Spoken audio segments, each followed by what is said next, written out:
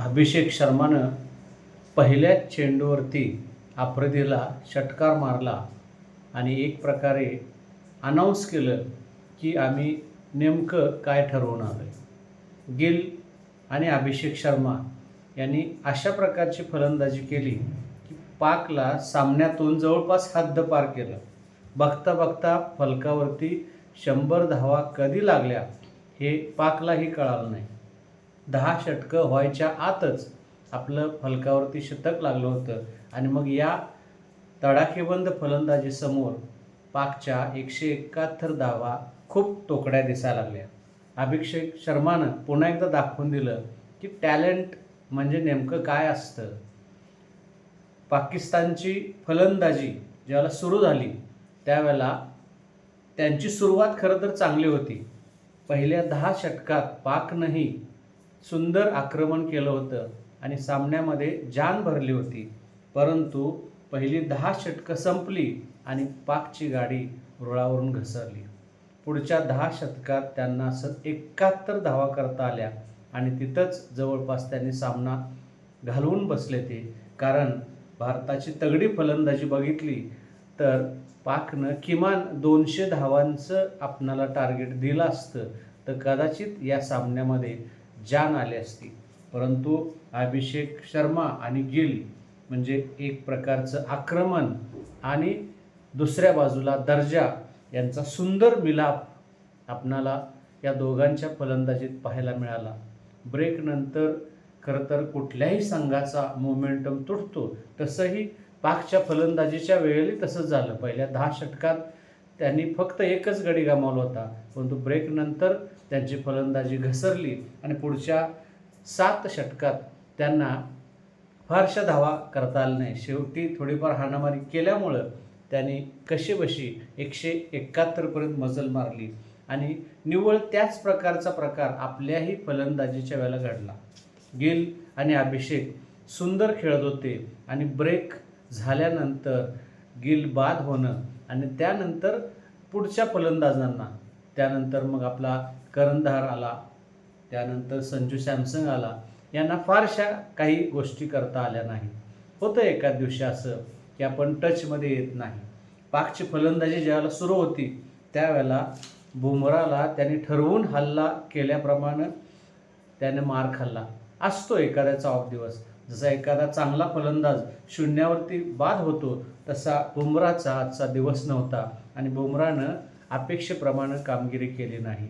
खरं तर पहिल्या षटकात आपण जर झेल सोडला नसता तर पाकची गाडी अगदी पहिल्या षटकातच रुळावरून घसरली असती. पण का कोण जाणे, आज आपण हाताला लोणी लावल्याप्रमाणे कॅच सोडत होतो.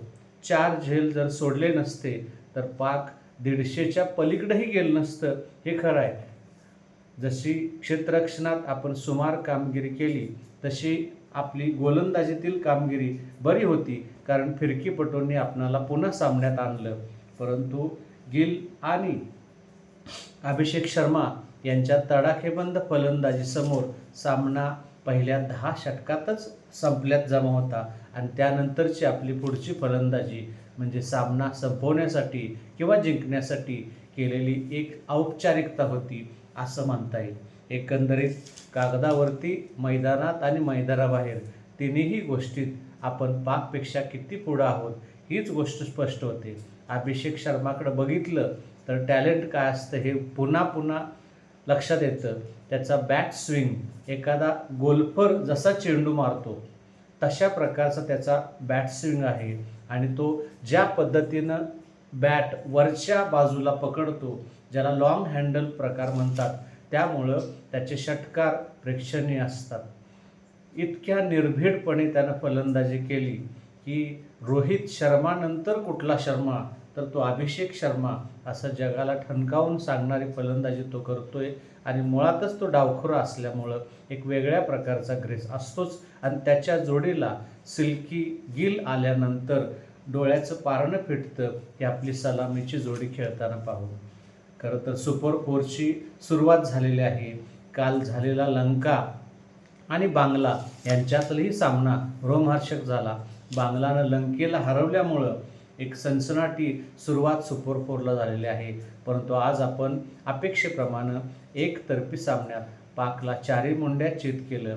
त्यामुळं आता पुढचे जे सामने आहेत, यानंतर पुढचा सामना लंका आणि पाक यांच्यात आहे. तेव्हा हा दोन्ही संघासाठी महत्त्वाचा सामना आहे, कारण दोन्ही संघाने आपले पहिले सामने हरलेले आहेत. तेव्हा कदाचित ते जर यापैकी एक संघ दुसरा सामना हरेलच आणि त्यामुळे त्याची पुढची सगळी दारं जी अंतिम फेरीत पोहोचण्याची ती बंद होतील. एकंदरीत भारतीय संघाचा विचार केला तर अजूनही आपणाला सुधारणेला वाव आहे असं म्हटलं तर चुकीचं ठरणार नाही.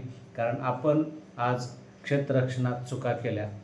ऑफ डे असतो तशा प्रकारचा आज प्रकार होता. परंतु अत्यंत चुरशीच्या सामन्यात अशा प्रकारे झेल सोडून किंवा अशा प्रकारे ढिसाळ गोलंदाजी करून आपणाला यश मिळणार नाही. कारण आपल्या संघाचा दबदबा कायम टिकवायचा असेल तर तिन्ही क्षेत्रामध्ये आपलं निर्विवाद वर्चस्व असलं पाहिजे आणि ते राखण्यासारखी आपल्या संघाकडे क्षमता, प्रतिभा आणि सगळ्याच गोष्टी आहेत. त्यामुळं सध्या पुन्हा एकदा भारत-पाक सामन्याच्या अगोदर असणारची रोमहर्षकता, तणाव हा सामना सुरू झाल्यानंतर लगेच गायब होतो. कारण भारत अगदी पहिल्या चेंडूपासून सामन्यावरती पकड घेतो. तोच प्रकार जवळपास आज घडला आणि खरं तर पहिल्या षटकात जर बळी मिळाला असता तर ती गोष्ट घडली असती. परंतु पाकनं आज बऱ्यापैकी प्रतिकार केला. परंतु आपल्या संघापुढं त्यांचे प्रयत्न तोकडे पडणार यात काही शंका नव्हती. एकंदरीत सुपर 4ची आपली सुरुवात दणकेबाज झालेली आहे. तेव्हा आपली इथनं पुढचीही वाटचाल सिल्की स्मूथ व्हावी अशीच अपेक्षा आहे.